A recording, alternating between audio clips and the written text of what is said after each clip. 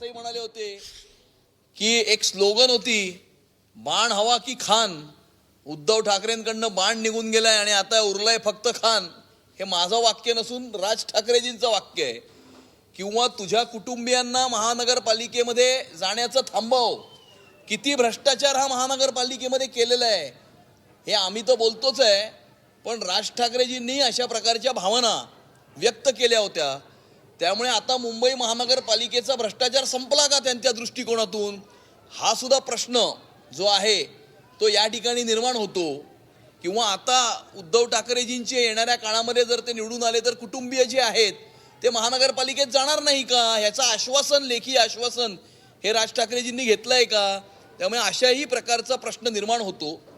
आज जे काही चित्र आज या ठिकाणी त्या प्लॅटफॉर्मवरती किंवा त्या स्टेजवरती दिसलं, संपूर्ण कुटुंब एक झालेलं दिसलं. आणि त्यामुळे मुंबईची महानगरपालिका ही एका परिवाराची जागीर नाही. BMC is not family business.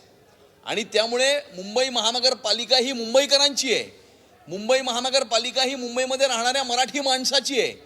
आणि या मुंबई महानगरपालिकेच्या माध्यमातून या मुंबईकरांना लुटण्याचं काम यांनी 25 वर्ष केलं.